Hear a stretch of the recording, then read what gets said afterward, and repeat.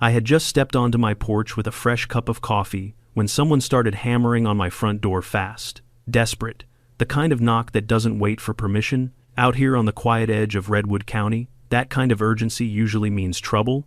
I swung the door open to find my neighbor, Eddie Palmer, flushed and fuming, clutching his truck keys like they'd personally offended him. "Will," he gasped, "the Pine Ridge HOA finally snapped? They put a spike strip across Redwood Loop. A real one. I drove right over it, 2 tires gone." At first, I honestly thought he was exaggerating, but the moment I drove up the hill and saw it myself, razor-sharp steel teeth stretching across a public road, guarded by some guy in a fake HOA police uniform trying to look official, I felt something cold settle in my chest. They thought they were laying down the law? They had no clue the man pulling up to their little checkpoint was the sheriff. Before we dive into this story, tell me where you're watching from and what time it is there, and if you've ever dealt with a crazy HOA, don't forget to hit subscribe so you won't miss how this ends. When I pulled up to the entrance of Pine Ridge Estates that morning, the whole scene felt like something out of a bad parody of a police show. There, standing with his chest puffed out like a rooster on parade, was Brent Dalton, the self-appointed head of HOA security. The man wore a navy polo with a shiny metal badge that looked like it came from the toy aisle of a Walmart. To his right lay the infamous device, a gleaming metal spike strip drilled into the asphalt of Redwood Loop, a road that absolutely, undeniably, legally belonged to the county. Brent didn't know that yet, or maybe he did, and he simply didn't care. Either way, his posture screamed one thing: he was loving every second of his imaginary authority. I eased my truck to a stop, just short of the spikes, and rolled my window down. Brent sauntered over, twirling a set of keys around his finger like he thought he was a sheriff in an old western. "Morning," he said, trying to deepen his voice. "This road is now subject to HOA traffic control. Approved vehicles only." I stared at him for a long second, biting down the urge to laugh. The man was 38 years old, balding, and usually spent his weekends yelling at squirrels for entering his yard. Now he was pretending to run a checkpoint. "What's this about?" I asked, keeping my voice mild. "New safety measure," he replied, gesturing grandly to the spike strip. "Too many unregistered vehicles getting through. We can't keep the neighborhood secure unless we know who's coming and going. HOA voted on it." I took another slow look at the spikes, sharp, thick, mounted on a retractable motor that looked way too sophisticated for something HOA approved. Someone had spent good money on this contraption. "This is a county-maintained road, Brent," I said, "not private. You can't just block traffic." Brent smirked a smug, oily little smirk. "Actually, Sheriff," he paused, as if the word sheriff were reserved only for him. "Actually, Will, we can. Pine Ridge owns the easement. Our board ruled this strip necessary for the safety of our residents." Easement? The man probably didn't even know what the word meant, and the HOA sure as hell didn't own one here. Before I could reply, an approaching sedan came around the curve behind me. The driver, unaware of the blockade, waved politely and tried to pass beside my truck. Brent didn't even try to warn him. He just clicked a small black remote in his pocket. I heard the metallic click before I heard the sound. Bang, then a second, louder bang. The sedan lurched violently to one side, its front tires instantly deflating into ragged rubber spaghetti. The driver slammed on the brakes and jumped out, staring wide-eyed at the shredded mess under his car. "What the hell?" he shouted. "What is this? What did you do?" Brent didn't even flinch. He held up a clipboard like it was a holy artifact. "Sir, your vehicle is not registered with the Pine Ridge HOA, meaning you are not authorized for entry. You may file an appeal with the board during normal business hours." The man looked like he might explode. "I live here. Space 214. I've lived here 12 years. You just destroyed my tires." Brent shrugged. "Then you should have registered your license plate. HOA protocol." The driver stared at him, stunned into silence. And me, I took a long, deep breath, because at that moment, I realized two things. One, Brent wasn't just overstepping, he was on a full-blown power trip. Two, this whole operation was bigger than Brent's ego. Someone higher up was backing this. "I'm going to need you to open the lane," I told him. Brent crossed his arms. "Not gonna happen. Rules are rules." I stepped out of my truck, not raising my voice, not posturing, not flashing my badge. "Not yet. You're operating a roadblock on county property," I said evenly. You're also causing property damage and endangering the public. That spike strip comes up right now? Brent laughed, an actual, snorting laugh. Oh, Will, you're not in the HOA. Your opinion means absolutely nothing here. That was the moment I knew he was not just ignorant, he was confident. He truly believed the HOA had real jurisdiction, which meant someone had fed him that lie, and that someone was likely Mallory Grant, the Pine Ridge HOA president, a woman who treated her position like the presidency, the Supreme Court, and the Vatican rolled into one. As if summoned by the thought, Mallory marched out of the HOA office across the street, her heels clicking hard against the pavement. She wore that same overly bright smile that never reached her eyes. Will, she declared in a sing-song voice, so glad you stopped by. We're simply improving the safety of our community, nothing to worry about. Your spike strip just ruined that man's car, I said, pointing toward the fuming sedan owner. Unfortunate, she replied, shrugging. But the rules are the rules. Everyone must comply. You don't have the authority to restrict access on a public road, I said. Mallory waved a manicured hand. Actually, we do. Our legal team confirmed. I cut her off gently. Mallory, Pine Ridge does not own Redwood Loop. It's not HOA property. Her smile tightened. We believe otherwise. Believe, not know, not prove, not verify, just believe. That was all I needed to hear. I scanned the area again, and that's when I spotted it. A small, nearly invisible black dome, mounted on top of a nearby street lamp. A camera, HOA run, undoubtedly recording every vehicle, every violation, every moment of this insane power play. Evidence, more importantly, evidence they couldn't deny. Looks like you've got everything under control, I told Mallory, stepping back. She brightened, mistaking my calm for surrender. Wonderful, Brent smirked at me. Smart man, smart man. I had to fight not to laugh in his face. I walked back to my truck, climbed in, and shut the door. But I didn't drive off right away. I just sat there, staring at the spike strip, at Brent's cheap badge, at Mallory's smug little smile. The HOA thought they'd won. They thought they were the law. They thought I was just some quiet neighbor with no authority, no influence, no say. They had absolutely no idea who they were dealing with, and as I turned the key in the ignition and pulled away, one thought settled solidly in my mind. This wasn't just overreach. This was corruption, and corruption was my jurisdiction.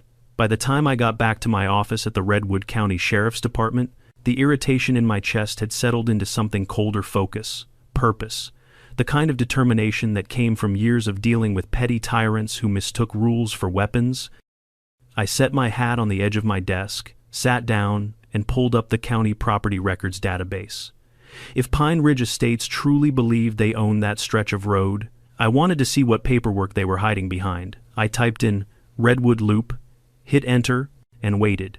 It only took a few seconds for the screen to populate, and just like I expected, the truth came up in black and white. Redwood Loop was county maintained, funded by public infrastructure grants, and inspected annually. Pine Ridge Estates had no legal easement, no private claim, not even shared maintenance responsibility. Translation, they owned absolutely none of it. But that wasn't the part that bothered me. It was the note buried at the bottom of the file, something I had seen before. 3 years ago, the Pine Ridge HOA had attempted to petition for private road status, claiming security concerns. The county rejected it immediately, yet here they were, acting like they won. I leaned back in my chair and tapped my fingers against the desk. If Mallory and Brent were confident enough to install spike strips, then either they were profoundly stupid or they believed no one would challenge them. And sadly, I knew from experience that in neighborhoods like Pine Ridge Estates, fear and exhaustion often kept people quiet. HOA boards thrived on silence the way fire thrived on gasoline. Still, I needed more than suspicion. I needed motive. I opened another database complaints filed with the Sheriff's Department over the past year. I filtered the list by Pine Ridge Estates. The screen lit up, 32 reports, 32, and most of them were variations of the same theme: fines, threats, vehicle warnings, parking citations, attempts to tow cars from driveways, letters demanding compliance for rules no one remembered agreeing to. One resident, Mr. Halloran claimed the HOA tried to charge him $400 because the shade of blue on his mailbox did not reflect the community's color palette. Another report detailed how a young couple received a violation for keeping a kayak in their own backyard. But the most damning one came from an elderly widow named Ruth Wright. She had called in, crying, explaining that the HOA threatened foreclosure over non-compliant patio furniture. Foreclosure over a set of plastic lawn chairs she'd had since 1995. I rubbed a hand over my face. This wasn't just overreach. This was an HOA using fear as currency. I clicked the final report and felt my jaw tighten even more. Someone had anonymously claimed the HOA was running a vehicle approval program, charging residents to register their cars or risk being denied entry to their own homes. And then it clicked. The spike strip wasn't just about control. It was about money, a new revenue scheme, a new way to squeeze residents. I needed proof. I stood, grabbed my jacket, and walked out into the hallway. My deputy, Marlene, passed by with a stack of paperwork. "You're heading out again?" she asked. "Yep," I replied. "Investigating a crime scene?" She raised an eyebrow. "Which one? Pine Ridge Estates?" She blinked, then let out a low whistle. "God help you. God helps those who help themselves," I muttered, heading for the door. Outside, the sun was beginning its slow descent, casting long shadows across the parking lot. Perfect darkness would give me cover. I didn't go in uniform. I didn't take a marked vehicle. I used my personal truck, parked 2 blocks away from the spike strip, and slipped down the sidewalk under the settling dusk. The street lamps flickered on. Porch lights around Pine Ridge glowed warm and yellow. Somewhere in the distance, a dog barked.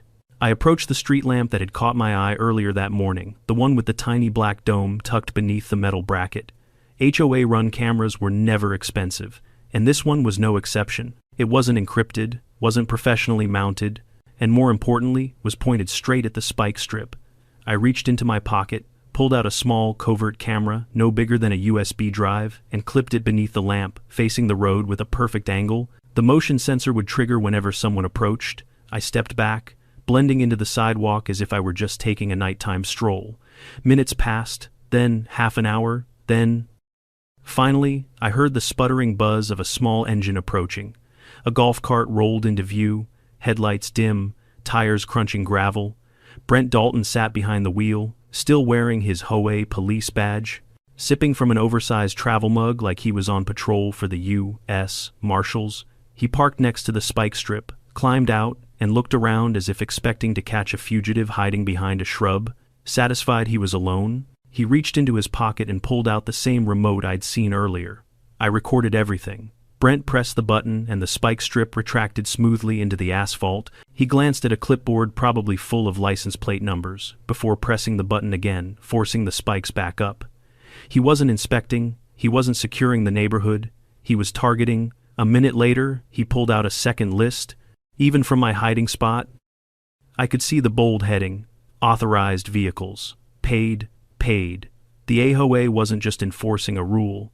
They were charging residents for vehicle approval, and anyone who didn't pay, their tires got slashed by HOA-approved machinery. I felt my blood pressure rise. Brent finished resetting the spikes, chuckled to himself, an actual cartoon villain chuckle, and hopped back in his golf cart. He drove off humming. I waited until he was out of sight. Then I retrieved the camera from under the street lamp, tucked it into my jacket, and walked calmly back toward my truck. I didn't need to see anything else. I already had what I needed. I had motive, I had intent, I had video evidence, and by sunrise, Pine Ridge Estates was going to find out exactly what it meant to play pretend police on a public road. I drove home with a calm, steady certainty, the kind of feeling I only ever got when I knew justice was already unfolding in my hands. Tomorrow would be messy. There'd be shouting and news vans, and a couple of red-faced HOA board members claiming they misunderstood the law. But in the end, truth didn't flinch. By the time I pulled into my driveway and killed the engine, one thought echoed loud and clear. The HOA thought they were the law. Tomorrow, they would learn what real law looked like. Sunrise crept over Redwood County with a pale gold glow, washing across the hills and rooftops of Pine Ridge Estates like a fresh coat of paint. Most mornings, the HOA would be gearing up for another day of nitpicking, rule checking, and sending out violation letters by the dozen. But not today. Today, they were about to meet the real sheriff. I gathered my team just before dawn. 3 deputies, Marlene, Ortiz, and Harper stood around the briefing table while I laid out the plan. As always, they listened with that silent mixture of patience and curiosity they saved for the moments when I came in looking like I hadn't slept because something big was cooking. Pine Ridge Estates installed a spike strip on Redwood Loop, I said. Harper choked on his coffee. A what? A spike strip? I repeated. Metal teeth, rigged, motorized, controlled by a remote. Marlene swore under her breath. Ortiz just blinked. You're kidding. Harper set his cup down. Those things are regulated. They can't. No, I said. They can't. I clicked the covert footage onto the screen. Brent appeared, in all his late-night glory, strutting around the spike strip like a mall cop who just seized the keys to the Pentagon. The deputies watched silently as he lowered the spikes for certain license plates, then raised them for others, all while referencing a paid authorization list. Harper muttered, "Oh, they're done. They're absolutely done." "They will be," I said. "Today?" Marlene leaned forward. "Do we have evidence the HOA approved this?" "Oh, I expect they'll deny it," I replied. "But denial doesn't hold up well against recorded proof, resident complaints, and public property law." Ortiz nodded slowly. "So, what's the plan?" "Simple," I said. "We're shutting it down." We rolled out in 3 marked patrol cars. The morning air still held a bite of cold, a reminder that winter wasn't quite finished with us yet. As we approached Pine Ridge, the sun had climbed high enough to illuminate the spike strip from half a mile away. The metal glinted like the scales of some oversized beast lying in wait. Brent was there already, sipping what had to be his 3rd cup of coffee. The man must have believed he was on the front line of national security. I almost felt a twinge of pity for him, knowing what was coming. Almost. Our patrol vehicles came around the bend with lights flashing. Brent's shoulders stiffened. He set down his coffee so quickly it nearly tipped. I stepped out first. "Morning, Brent," I called.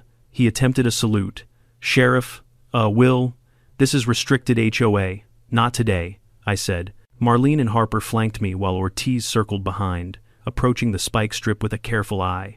Brent cleared his throat. You can't be here unless you're an HOA-approved vehicle." I almost laughed. Instead, I reached into my jacket and pulled out my badge, not the wallet version, not the small one I used for casual stops. The full metal badge, gleaming, unmistakable. "I'm Sheriff William Stockton of Redwood County," I said. "And you are under investigation for illegal road obstruction, property damage, extortion, impersonating a peace officer, and tampering with public infrastructure." The color drained from Brent's face so fast he looked like someone had siphoned the blood right out of him. "No, wait, hang on, this isn't what you think."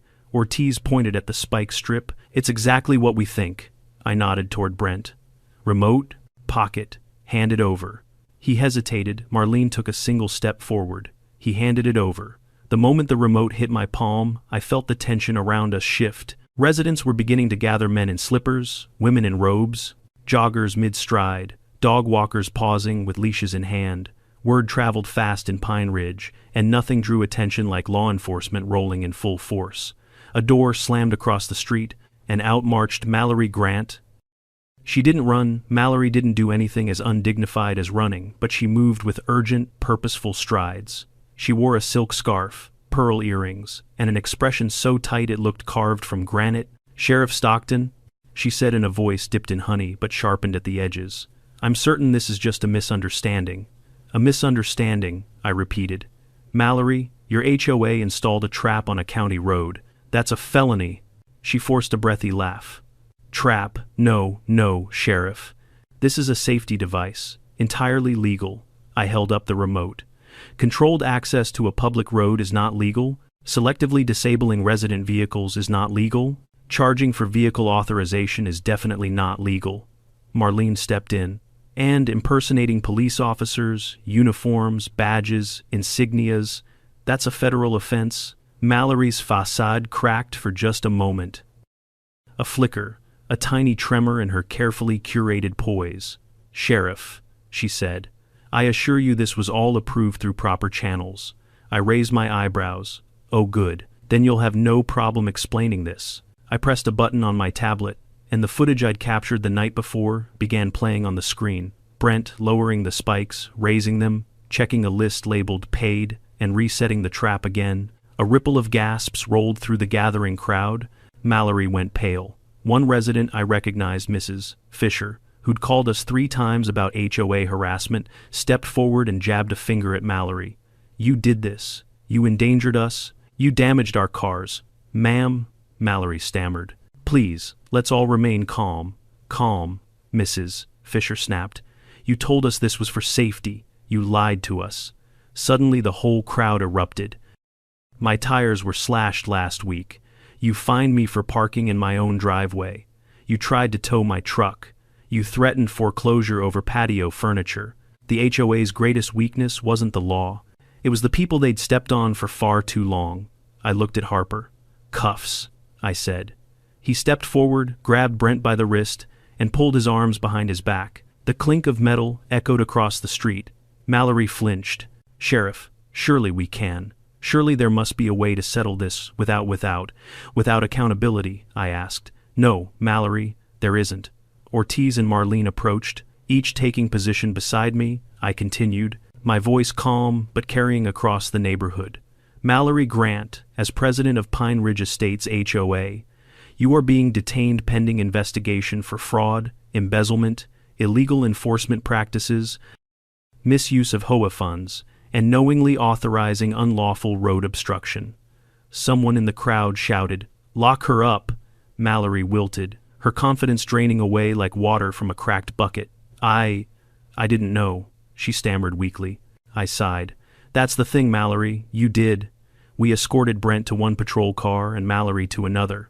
Residents filmed everything, their voices rising with the feverish energy of people finally watching justice unfold.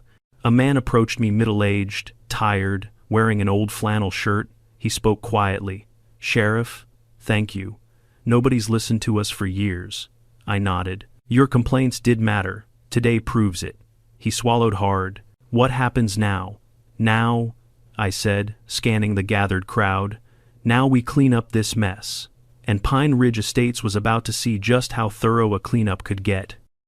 The moment Mallory and Brent were secured in the patrol cars, the energy in Pine Ridge shifted from outrage to something else, anticipation. People weren't just angry anymore. They were ready to confront years of pettiness, corruption, threats, and the constant, suffocating pressure of an HOA board that had forgotten what the word community even meant. I could feel the buzz in the air as more residents poured out of their houses, some clutching coffee mugs, others still in pajamas or workout clothes. A few teenage kids, who had probably spent years getting scolded for skateboarding on non-HOA-approved surfaces, stood together with phones raised, filming every second with wide grins. Harper approached me as I surveyed the growing crowd. "Sheriff," he murmured, "this is about to turn into a full accountability circus." "Good," I said. "Let them speak." We needed transparency now more than ever, and Pine Ridge had a lot to say. Before I could address the crowd, a frantic voice pierced through the noise. "Sheriff Stockton." A man came rushing forward, early 40s. Athletic build, glasses, still wearing a running vest like he'd just stepped off the treadmill. He introduced himself breathlessly. "I'm Daniel Perez," he said. "The HOA tried to fine me because my running shoes left excessive footprints on the sidewalk. You have no idea how insane it's been around here." "Oh, I think I'm learning," I replied. But Daniel wasn't done. "There's more, much more. They've been charging us vehicle verification fees for months now. And if we didn't pay, well, you saw what happened." His eyes flicked toward the spike strip. I exhaled slowly, my suspicions confirmed. "You have proof of those charges?" Daniel nodded vigorously. "Emails, notices, duplicate invoices, the whole paper trail? I'll get them." Before he could run back to his house, a woman in her 60s stepped forward, voice trembling but strong. "I'm Ruth Wright," she said. "They threatened to foreclose my home over patio furniture that didn't match their catalog. Furniture my late husband built. They said it ruined the aesthetic harmony. I've never been so humiliated." Her hands shook, but not from fear, rage. I touched her elbow gently. "You're not the one who should be ashamed, ma'am." "We'll fix this." Ruth nodded, tears forming at the corners of her eyes. Behind her, Another resident yelled from the sidewalk. They shut down my son's lemonade stand, said it violated the micro-commerce policy. Someone else chimed in. They measured my grass with a ruler and fined me because it was 1/8 of an inch over the limit. And they fined me for having a non-approved welcome mat, and for drying towels on the balcony. The complaints spilled out like a burst dam, years of pent-up frustration unleashed in a torrent of stories that all led to one truth. Pine Ridge had been living under a miniature dictatorship. Ortiz went to check the spike strip again, documenting it from every angle. Harper supervised the removal of the perimeter cones and fake signage. Residents clustered near the edge of the street, as if afraid the thing might jump up and bite them again. Then someone shouted, "Here comes the news." And sure enough, a van from Channel 12 rolled around the corner, followed by another from a regional station. Word traveled fast in Redwood County, and the sight of 2 patrol cars, a roadside arrest, and a crowd of angry homeowners was the kind of spectacle media crews lived for. A reporter hopped out, adjusting her blazer as she made a beeline toward me. "Sheriff Stockton, can you explain what's happening here?" she asked, microphone outstretched. I didn't hide anything. There was no point now, not when this HOA had done everything it could to hide their misdeeds behind bureaucracy and phony authority. The Pine Ridge HOA installed an unauthorized, dangerous spike strip on a public road, I said clearly. They used it to damage vehicles, extort residents, and enforce illegal restrictions. This was not negligence, it was intentional. Gasps, murmurs, and the soft click of more cameras echoed around us. The reporter angled her mic closer. "Are there criminal charges?" "Yes," I replied. "Multiple, including road obstruction, destruction of property, impersonation of law enforcement, and fraud. Spotlight on Pine Ridge, exactly where it needed to be." Behind me, Mallory sat stiffly in the patrol car, watching the entire scene unfold through the window like her world was being ripped apart. Brent sat in the other car, hands cuffed, eyes darting nervously. A few residents approached the news crews to share their experiences, voices shaking with anger and relief. Finally, after years of being ignored and dismissed, someone was listening. That was when Eddie, who had been quiet up to that point, stepped beside me. His voice was low, gritty with emotion. "Will, I didn't think we'd ever get rid of them. Everyone was too scared. They fined us for everything. My daughter's bike was non-regulation. My grill was a fire hazard. They told me my dog's bark had to be under 70 decibels. I looked at him. "Eddie, you should have come to me sooner." He shrugged. "We didn't think it was your kind of thing. HOA drama, rules and fines. We didn't know it could get this bad." "That's how they work," I said. "They push until someone pushes back." A loud metallic clank snapped everyone's attention. Ortiz had pulled out a heavy-duty bolt cutter. "Sheriff?" he asked. I nodded. Ortiz knelt at the base of the spike strip mechanism and began cutting through the metal housing. Residents crowded closer, cheering as the structure groaned, weakened, and finally broke. Harper wedged a crowbar beneath the bolts, anchoring it to the road. 2 more residents joined in, then 5, then 10. Together, they pried the entire assembly up from the asphalt. It came loose with a shriek of tearing metal. The crowd erupted. People clapped, whistled, hugged, shouted. Some took pictures holding up the broken spike strip like it was a trophy from a victorious hunt. And somehow, in the middle of all this noise and chaos, Mallory's voice rang out from inside the patrol car. "You can't do this. This is HOA property. It's protected under. She faltered as she realized she had no idea what it was. Protected under. Marlene tapped on her window. "Ma'am, please remain calm." Mallory sank back into the seat, utterly defeated. I walked toward Harper as he collected pieces of the dismantled strip. "We'll transport this to evidence," he said. "Good," I replied.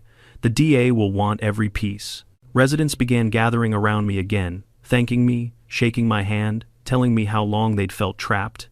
It was overwhelming, but in a good way, like opening a window after years of stale air.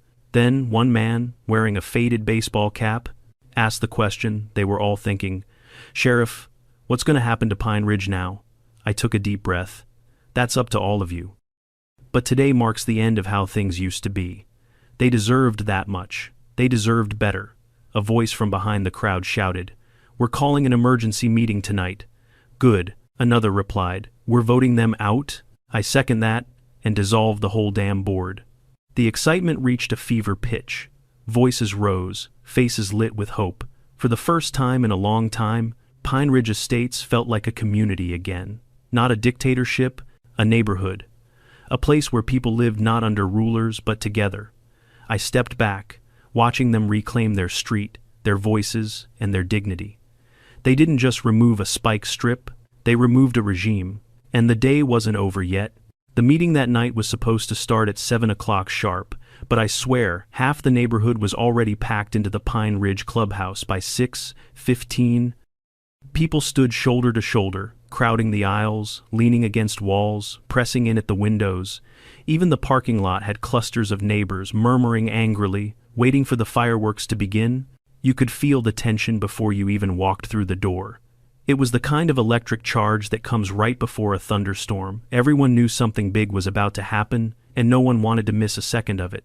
Technically, I didn't need to attend. Law enforcement had already done what we came to do: arrest the offenders, dismantle the illegal obstruction, secure the evidence. But Pine Ridge Estates wasn't finished, and after everything these residents had endured, I wasn't about to let them face the collapse of their HOA without someone there to keep the peace or witness the justice that had been a long time coming. When I stepped inside the clubhouse, conversations hushed, then restarted in a swirl of whispers. Some folks clapped me on the back, thanking me again. Others motioned for me to take a seat. A few just exhaled with relief, as if seeing me meant that tonight's chaos would be channeled into something productive. Instead of erupting into a riot, the HOA board, or what remained of it, sat at the front table.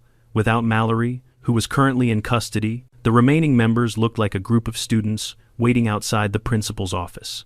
Pale, sweaty, overdressed, and underprepared. One man, a thin blonde fellow named Gerard, who had been the HOA treasurer, shuffled papers with trembling hands. A woman beside him dabbed at her forehead with a napkin. They all looked lost without Mallory's overbearing glare to guide them. I almost felt sorry for them. Almost. A loud slam echoed as someone shut the clubhouse door. The chatter died down. Eddie stepped forward, cleared his throat, and addressed the room with a booming voice I didn't know he had. "All right, folks," he said. "Let's get this circus started." A ripple of laughter swept the crowd. "A helpful tension breaker," Eddie continued. "Tonight's meeting is about one thing: taking back our neighborhood. Pine Ridge has been under hostile management for too long, and thanks to Sheriff Stockton, we've finally seen what our HOA has really been up to." People cheered, clapping for several seconds. When the noise settled, Eddie pointed at the board members. "We're giving the remaining officers a chance to explain themselves." Gerard stood, gripping the podium like a lifeline. "Ladies and gentlemen, we had no idea Mallory was doing these things. We were misled. A woman in the front row shouted. "You signed off on every fine she issued. Ender." "That's right," someone else added. "You harassed us for years." Gerard raised both palms, sweating. "We trusted her judgment, and she trusted that you wouldn't question her." Another resident snapped. "That's the problem." The room erupted into overlapping voices, accusations, frustration, bitter recollections of every petty violation letter ever shoved under a door. I stepped forward with my hands up. "All right, everyone, let them talk. Then we'll get to the decisions." They quieted again, though reluctantly. Gerard swallowed hard.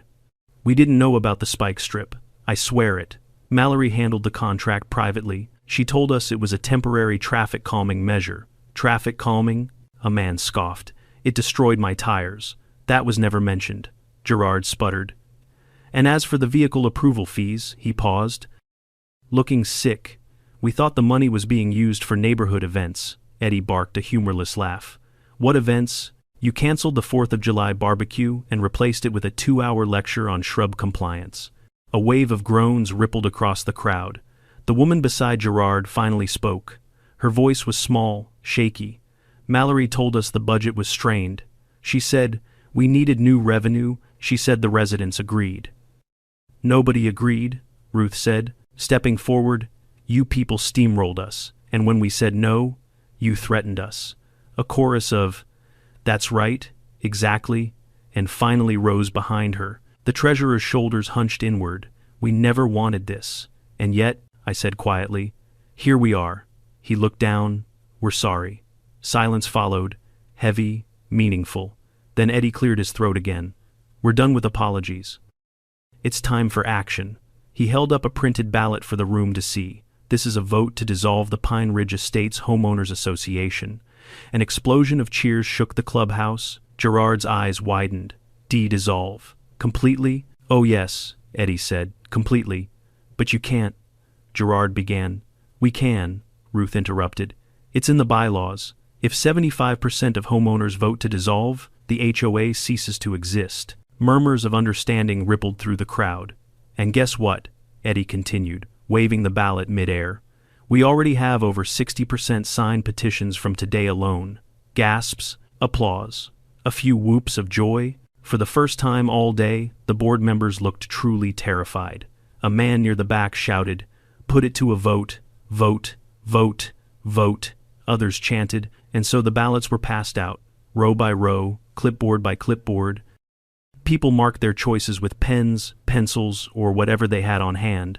While they voted, I watched faces, relief, determination, vindication. Pine Ridge was waking up from a long nightmare, and watching it happen felt like witnessing a small revolution.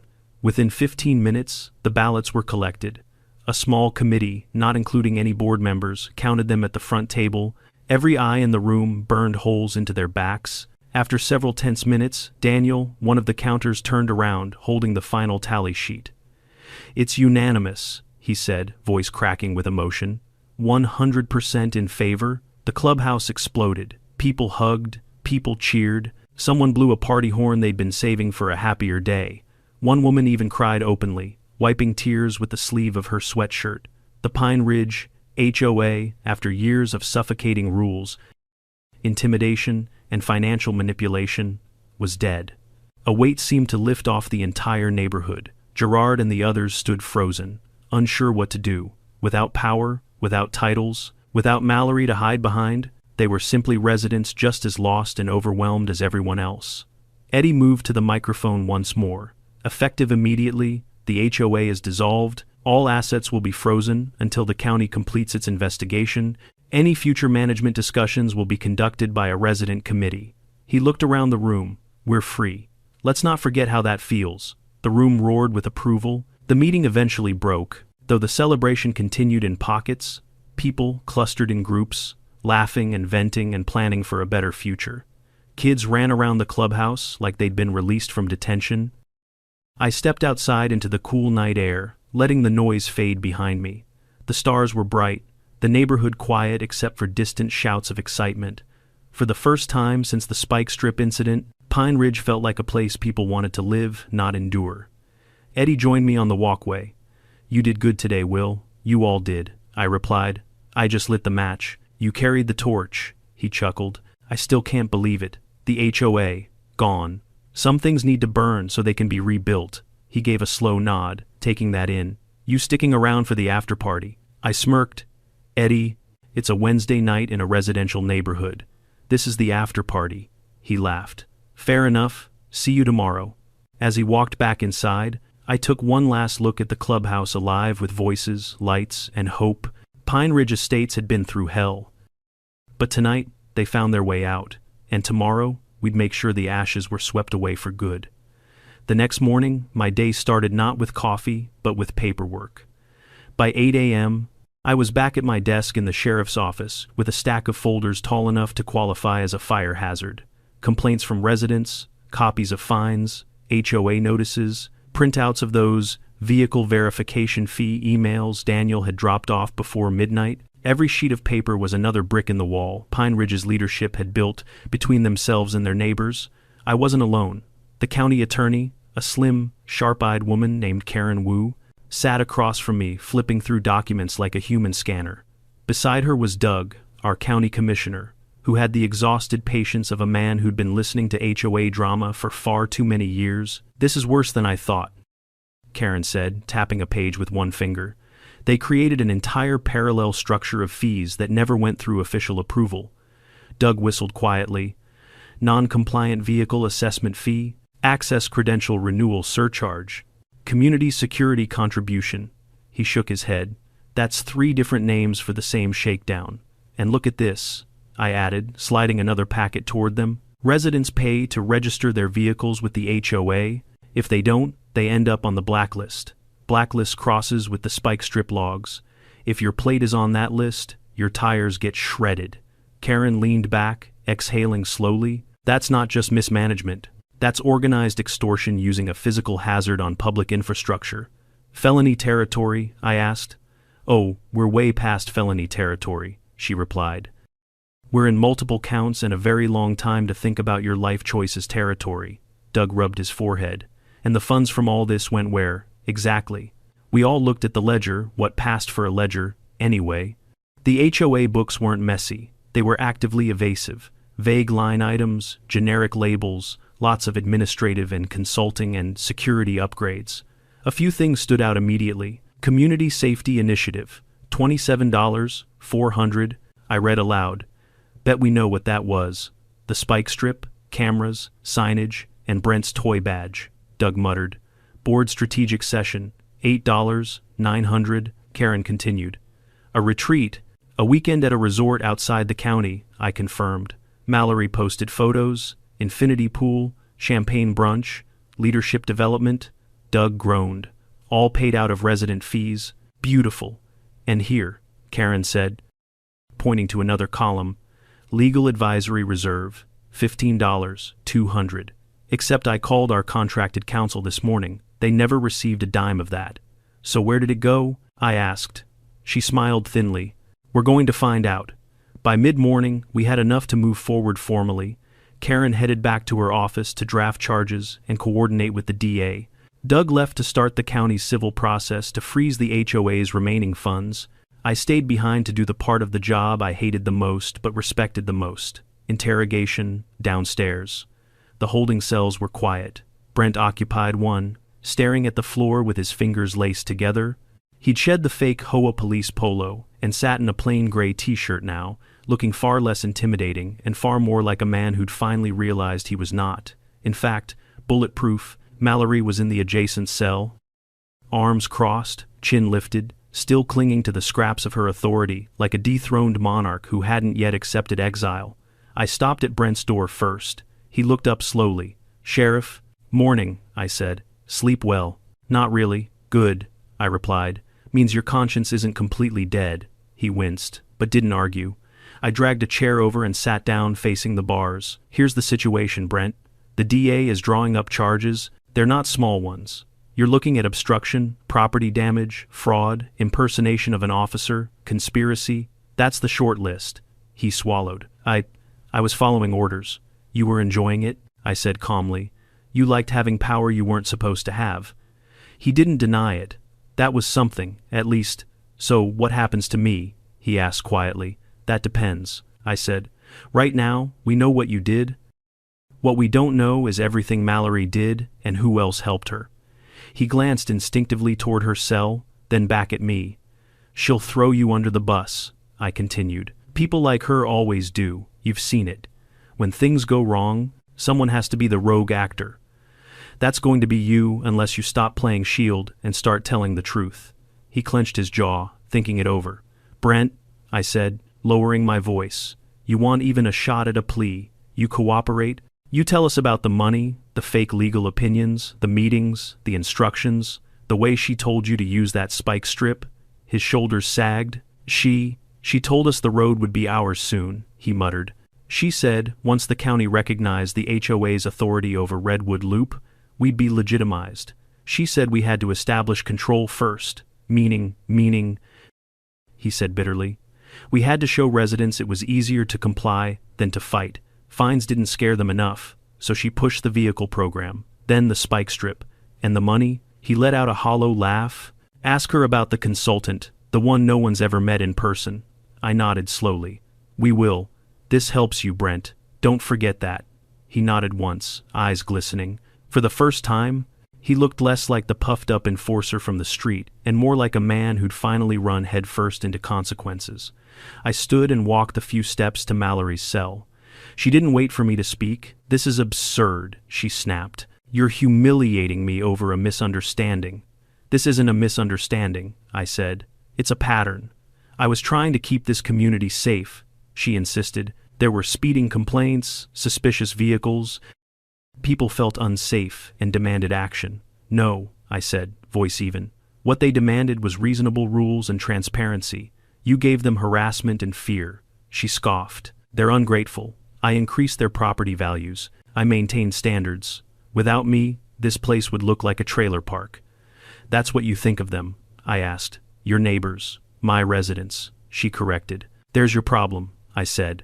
You never saw them as neighbors, just subjects. She rolled her eyes. Save the moral lecture. I've read the bylaws. I know the authority of a homeowners association, and I've read the state statutes, I replied. I know the limits of that authority. You stepped way over that line. She folded her arms tighter.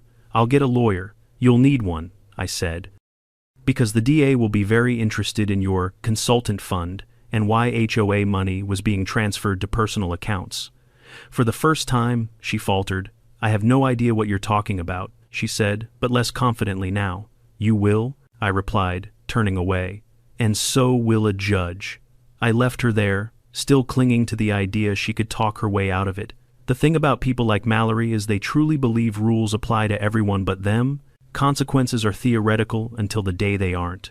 Over the next week, the dominoes fell fast. The county placed a formal hold on all HOA assets. The bank account was frozen, the books subpoenaed, and a full forensic audit launched. Residents were notified that any prior fines issued in connection with vehicle verification or security enforcement were suspended pending investigation. The DA's office officially charged Mallory and Brent with multiple counts. Brent, true to his word, cooperated, providing emails, text messages, and records of private meetings where Mallory had outlined her plans to control access to Redwood Loop and increase HOA revenue by incentivizing compliance through consequences. That last phrase ended up repeated more than once in court. The spike strip itself became almost infamous, photographed, measured, referenced in legal filings, and ultimately held up as the physical symbol of just how far this HOA had strayed from anything resembling reason.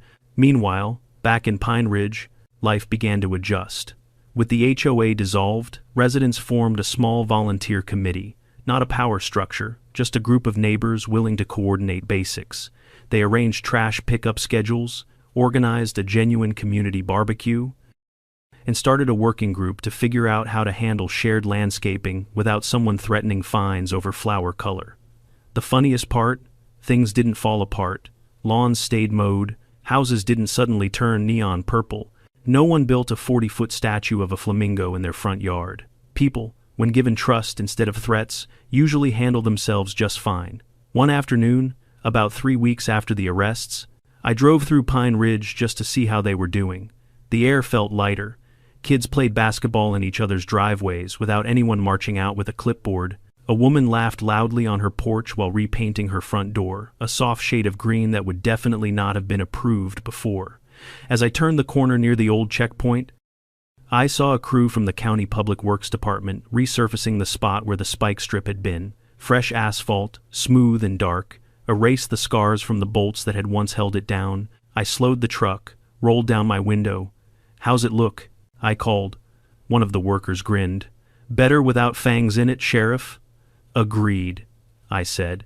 Later that weekend, I went into town to grab some supplies. As I walked through the local flea market, picking up fresh produce and trying not to buy yet another old pocket knife I didn't need, I heard a voice calling out half-heartedly, "HOA parking permits, $5, collectible, limited edition." I turned.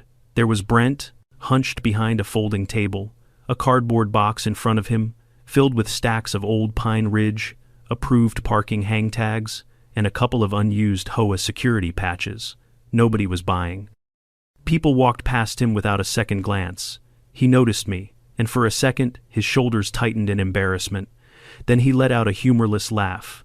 "Want one?" he asked, holding up a faded blue hang tag. "Souvenir of a very bad idea. I've already got all the reminders I need," I said. He nodded, gaze dropping again. "Yeah, me too. I didn't gloat. I didn't need to. Losing fake power is its own punishment. I thought the Pine Ridge story was finished the day Brent was spotted selling those dusty HOA permits at the flea market. It felt like the final chapter, a man reckoning with the fallout of the authority he never should have had, selling scraps of a failed regime for pocket change. But stories like this rarely end cleanly. Not when there's still paperwork to process, residents to reimburse, and a community learning how to breathe again. And not when Mallory Grant still had one last twist left in her. It started on a Wednesday morning, about 3 weeks after the dissolution vote. I was in my office, flipping through the latest audit findings, when Marlene knocked on my door. "She's asking for you," she said. I didn't have to ask who. Mallory had filed request after request since her arrest, appeals, formal complaints, handwritten letters insisting on her innocence, and even a petition demanding reinstatement of her HOA presidency, as if the residents she terrorized for years were going to rise up and beg for her return. But this was different. This was a direct request for a personal meeting. "Is her attorney with her?" I asked. "No," Marlene said. She waved him. That was unusual, bad for her, but unusual. I set the audit packet aside, grabbed my notebook, and headed downstairs. Mallory sat in the small interview room, hands folded neatly on the table like she was waiting for afternoon tea rather than facing a mountain of felony charges. Her hair was tidy, her blouse pressed. Though her eyes told the real story, they were tired, hollow, frantic in a way she was trying desperately to hide. "Sheriff," she said as I entered. "Thank you for seeing me." "Didn't have much of a choice," I replied. Pulling out the chair across from her, she tried to smile. It didn't reach anywhere near her eyes. "I wanted to clarify a few things," she began. I waited. "I never intended harm," she said. "Everything I did was to protect Pine Ridge. People were out of control. Cars speeding, outsiders coming in, property values threatened." I let her speak. "I had to do something," she insisted. "The spike strip, the vehicle program, they were tools for safety, for order. You have to understand that." I leaned forward slightly. "Help me understand this. Then, why were HOA funds transferred into an account under your maiden name?" For a moment, her composure wavered. "That money," she said slowly, "was a reserve for emergencies. It wasn't labeled that way, administrative shorthand. It wasn't in the HOA's books. Because, she stumbled, clinging to excuses that had already been shredded by evidence.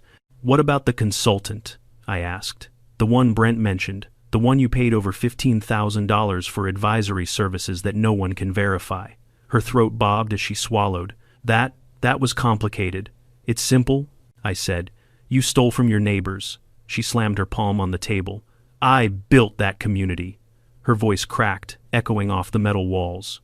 For a moment, she wasn't the perfectly composed HOA president or the tyrant with a clipboard. She was just a woman watching her empire collapse and desperately trying to gather the pieces. "I gave them structure," she whispered, "standards, and they repaid me with betrayal. They repaid you with the truth," I said. She looked up at me through red-rimmed eyes, and the anger in her gaze dissolved into something else, confusion, maybe even disbelief. "How did it come to this?" she murmured. "You forgot they were your neighbors," I said softly, "not your subordinates." She buried her face in her hands. For the first time, I saw genuine regret, but it wasn't for what she'd done. It was for being caught. She never admitted guilt, not directly. But in the end, she gave us one final piece of information. Confirmation of additional transfers she made to a second private account. Another nail in the coffin. By the time I left the room, I knew her story was over. The law would take it from here. Spring arrived early in Redwood County that year. The air warmed, trees budded, and the tension that had hung over Pine Ridge like a storm cloud finally began to lift. With the HOA gone, the residents found themselves rediscovering the kind of community that didn't need fines or fear to hold itself together.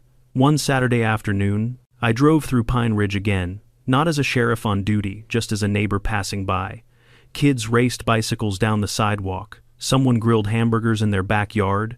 A couple pushed a stroller while walking their dog. The atmosphere that once felt stiff and patrolled now felt alive. When people didn't need permission to live, they lived. I slowed as I reached the old HOA office. The sign had been removed. The windows were open. Inside, I saw folding tables set up for what looked like a neighborhood planning meeting. Residents sitting together, discussing landscaping and events with genuine smiles instead of forced compliance. Eddie spotted me from the door and waved. "Get over here, Will." I parked and walked over. Inside, he handed me a cold soda and pointed to a freshly sketched map on the table. "We're redesigning the entrance, thinking flowers. Maybe a small sign, something warm, something that says, "Welcome." Sounds like a good start, I said. And Eddie grinned. We've been thinking of naming the road, I groaned. Eddie.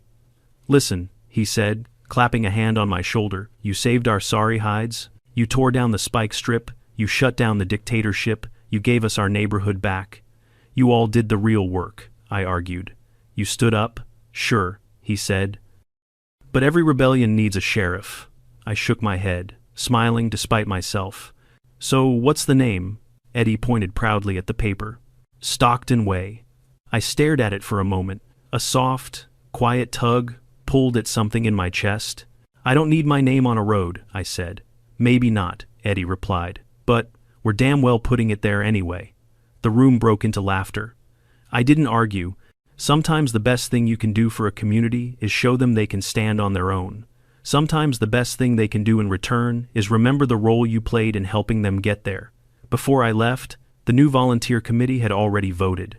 The sign was approved. And for the first time, I didn't mind being overruled. A month later, everything had settled. Charges were filed, funds were redistributed, residents were reimbursed, Pine Ridge was thriving. And one Saturday morning, as I drove down Redwood Loop, I saw a brand new sign at the entrance. Sheriff's Territory. No HOA control. It wasn't official. It wasn't county issued. It didn't need to be. It was a reminder, a promise, a warning to any future would-be tyrants. This community knows its worth now, and they won't be pushed around again. In the end, Pine Ridge Estates didn't just lose a corrupt HOA. They gained something far more powerful, the understanding that a community is strongest when people look out for each other, not when they're controlled by fear or fines. Rules matter, yes. Order matters, yes. But power without accountability twists into something ugly, and silence in the face of small injustices eventually becomes acceptance of bigger ones. The residents learn to speak up, to question authority, to defend their neighbors instead of hiding behind closed blinds. I learned something too, that sometimes the bravest thing ordinary people can do is simply say, enough. So, tell me, what did this story remind you of? Have you ever faced a situation where someone abused their authority? Comment below, share your experience, and if you enjoy stories where justice finally gets the last word, don't forget to subscribe for more.